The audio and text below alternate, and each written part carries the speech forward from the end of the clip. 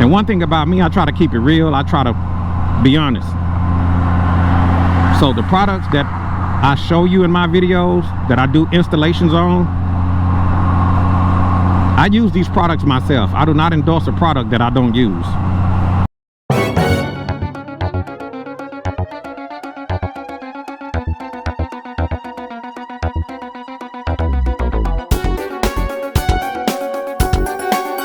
Goldwing Rider, a shadowy flight into the dangerous world of a man who is fearless. A young loner on a crusade to champion the cause in a world of reckless automobiles. These are my motor vlogs. Hey, what's up YouTube? Your boy Chris. I'm out on the Goldwing today, out on my Honda Goldwing DCT model. Out here trying to get the ride in, just playing around with my battery tracker that I've installed on this DCT Honda Goldwing. Trying to get the ride in. It's been almost too hot to ride, y'all. It's been smoking hot. It's been toasty. So I'm just out here trying to get the ride in,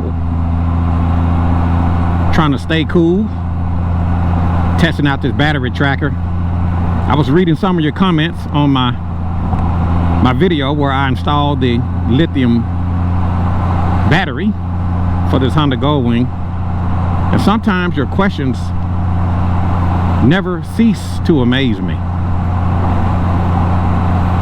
One of the questions that I keep getting is, why do you have to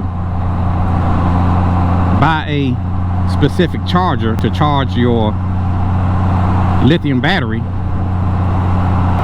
Or if the alternator charges the lithium battery, why come I can't just use a regular charger? Well, I'm only going by what the manufacturer says. To make a long story short, the manufacturer says that if you use a regular lead acid charger to charge your lithium battery, that you can shorten the life of your battery. Let me repeat. If you use a regular lead acid charger on your lithium battery, you can actually shorten the life of your battery according to the manufacturer that produced the lithium battery. I'm only just giving you guys the information straight from the manufacturer. This is not caliente rules. This is not something that I made up. This is not something that I came up with. This is straight from the manufacturer of the batteries. If you buy a lithium battery, you need to use a specific charger for that lithium battery. But my question that I have for my viewers is, why would you want to do that? Why would you want to spend good money to upgrade to a lithium battery just to turn around to use an inexpensive charger? Come on, guys.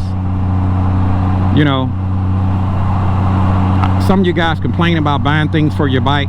If it makes you feel any better, I have to buy 2 of everything. I had to buy 2 batteries, 2 chargers, 2 cables, 2 battery trackers. Everything that I buy, I have to double it. So don't feel bad. I mean, you're not the only one that's spending money. I've always said in my videos that motorcycling ain't cheap. It's just not cheap. You pay for what you get. But I will also tell you that some of the things that I buy things when I don't need it. For example, my lithium chargers. I bought those things when I didn't even need it. I was future-proofing. I knew down the road at some point I was going to go to lithium batteries. So when I got the opportunity to pick up some lithium chargers, I bought 2 of them. And that was probably either early this year, maybe it was last year. I don't really remember, but you know, I had them already ready to go. So when I upgraded to the lithium battery, I was prepared. Sometimes you have to buy the things that you want when you don't need it. Does that make sense? You know, if you wait till you need something and then you go buy it, it seems like it costs more, or you might not have the money. So a lot of times what I try to do, I try to go shopping and buy things when I really don't need it at that time. But I try to future-proof, or I'll be thinking ahead or down the road you know, like, hey, I may need this at a later date, let me get it now. For example, motor oil. It seems like when you need motor oil is expensive when you buy it. And sometimes when you don't need it, it seems like it's on sale or less expensive. So try to buy the things that you may want when you don't need it. Notice I said sometimes, not all the time. Sometimes try to buy some things that you're gonna need or that you're gonna want, even though you don't need it right at this moment, and down the road you'll already have it. That's why I'll buy oil, I'll buy filters, certain things I'll buy, I'll put it on the shelf because I'm gonna use it. So I'm just out here cruising on this DCT Honda Goldwing, trying to get the ride in. You know, just thinking about some of the questions that you guys come up with. You know, it seems like every time I post a video, you guys really question a lot of the things that I do. One of the questions that I got, or one of the comments that I got on Facebook, somebody said that since the lithium battery is only 3.73 pounds and the original battery is 15 pounds, that the weight difference is going to throw the bike off, and you won't be able to notice it if you have a car tire. But if you're running a regular motorcycle tire, you'll be able to know that the bike is off balance. My question that I have for some of my viewers is, where do you come up with these things? You know, it seems like you guys just make up some stuff and just put it out there because it sounds good. You know, if you haven't experienced something yourself, it's best to not have a comment. You know, like dark siding. You know, I would never run a car tire on my bike, you know, because it's hard to turn. Well, have you ever tried the dark side? Well, no, I haven't. So you basically just coming up with something that you believe in your head, and since you believe it, then that's the way it is, because that's what you believe, but you never experienced it. If you don't have experience on something, a lot of times it's best to not even speak on it. Just don't have a comment. So when I read the comment about the lighter battery is going to throw the weight of the bike off, it's ridiculous. And if you ran into a situation like that, put some more weight on the other saddle bag on the opposite side to counterbalance the bike. How about that? But that's ridiculous. The weight of the bike would be thrown off. Well, my question is, well, what's on the opposite side of the bike that balance out the weight? If you have a 15-pound battery on the left side, what's on the right side to balance the weight, if that is the case? Nothing. There's nothing on the other side to counterbalance. So for you viewers that watches my channel and question everything I do, and you know, ask these questions about why do I have to buy a lithium charger if I buy a lithium battery, because that's what the manufacturer said. Now, at the end of the day, it's your money. You can do what you want. If you want to upgrade to a lithium battery and still use a regular lead acid charger and take the chance on shortening the life of your lithium battery, I say go for it. You know, I'm just only telling you what the manufacturer says. And one thing about me, I try to keep it real.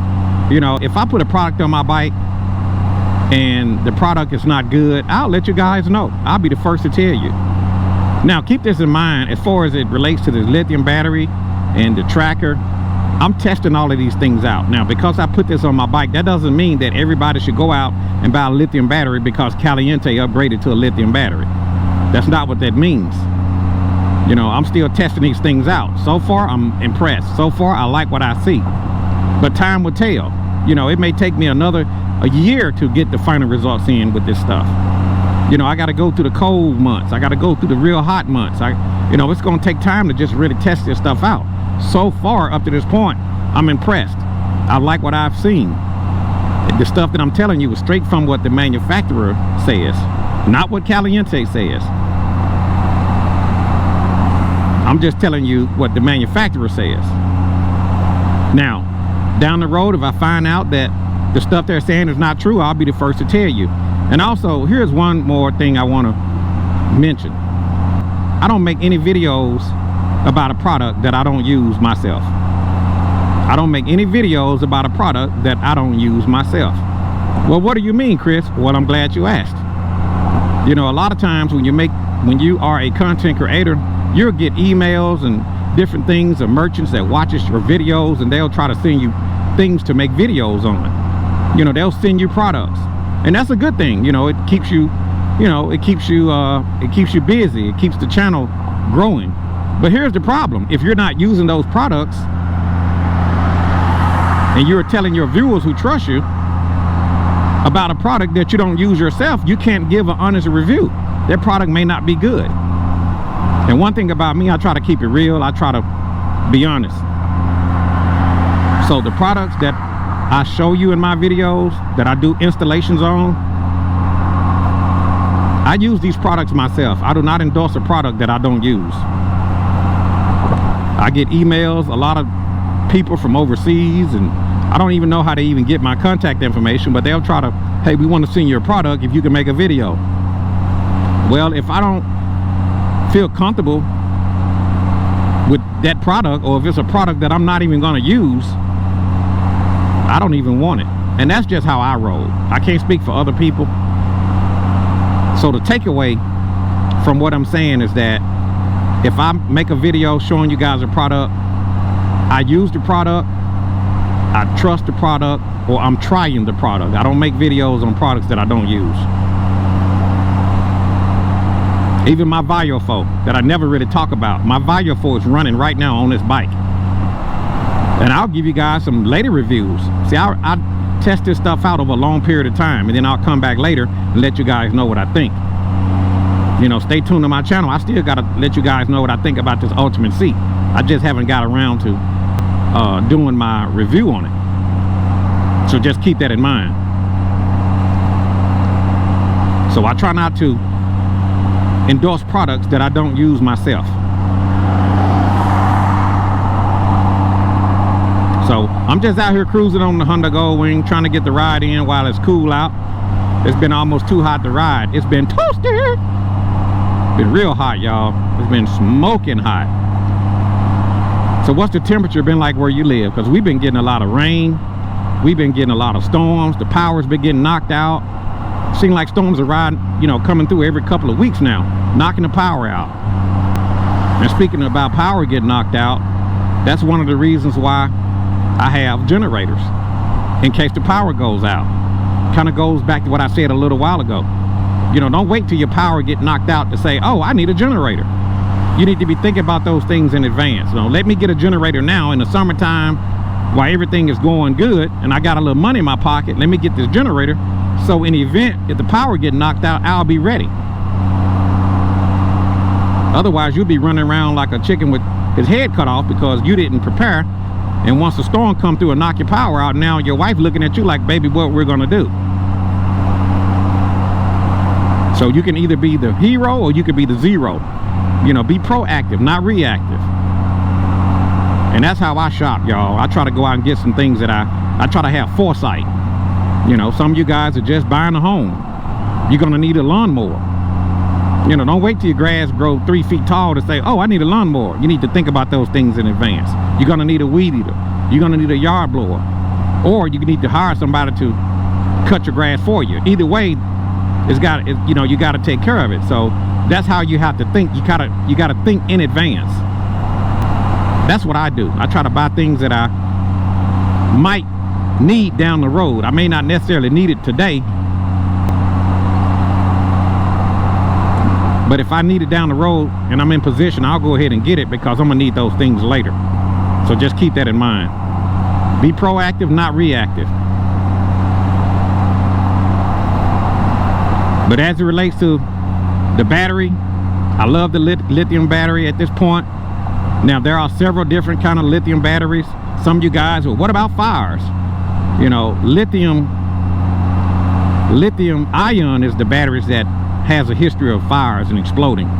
The battery that I install is lithium iron phosphate, LiFePO4. It's a different battery. There are several types of lithium batteries. So when you hear the word lithium, don't just generalize it and think, oh, all lithium is bad. No, it's several lithium, well, one battery in particular that you guys hear mostly about, and that's the lithium ion battery. Those lithium cells pack a lot of power. So you may hear things about fires and thermal runaway and explosions. Those are those lithium ion batteries. The battery that I installed in this Goldwing is lithium iron phosphate. Two different types of batteries, because there are several types of lithium batteries out on the market. So when you hear something about lithium, don't just assume it's all one battery. There's different type of lithium batteries on the market, so just keep that in mind. The battery that I installed is one of the safest lithium batteries on the market, or shall I say the safest lithium battery on the market, according to the experts. These are not what I'm saying. This is not my words. It's what the expert says. You guys can look it up. LiFePO4 batteries, lithium iron phosphate. So I'm just out here cruising, trying to get the ride in, playing with my battery tracker. I'm looking at my voltage, 14.31. If I look down in the corner, I got 14.3 on my gauge here on the bottom, so that's pretty accurate. My battery is at 100%. So I'm just out here cruising on the DCT Honda Goldwing, trying to get the ride in. But I'm not going to take up any more of your time. If you guys have any questions or any comments, feel free to put them down in the comment section below. And if you like this video, be sure to click the like button. If you would like to support the Chris Caliente YouTube channel so I can bring you better videos later, be sure to click the thanks button. This is your boy Chris, out on the Goldwing, out on the Goldwing, the most technologically advanced Goldwing in the world, now that I've installed my battery tracker. And I will.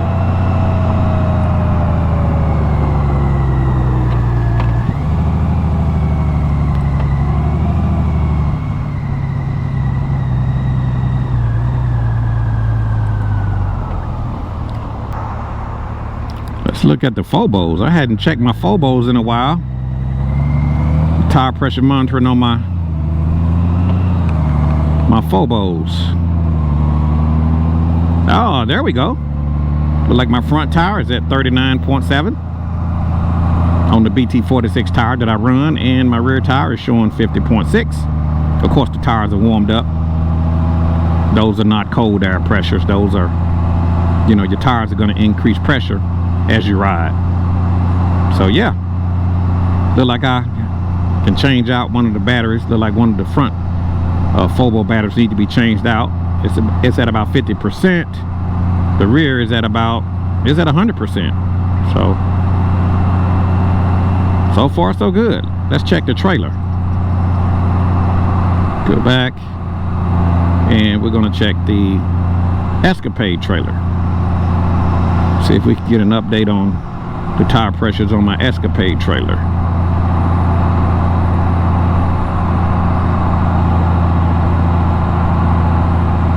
Oh, look like we got 31 and 28, and the battery power is at 100%. The temperature is 82 and 84 degrees Fahrenheit. If you don't have these phobos on your bike, I highly recommend that you guys add the phobos on your motorcycle. This is your boy Chris, out on the Goldwing, out on the Goldwing, the most technologically advanced motorcycle in the world. My Honda Goldwing DCT, now that I have my battery tracker. And I will, as always, I will talk to you guys later. See ya.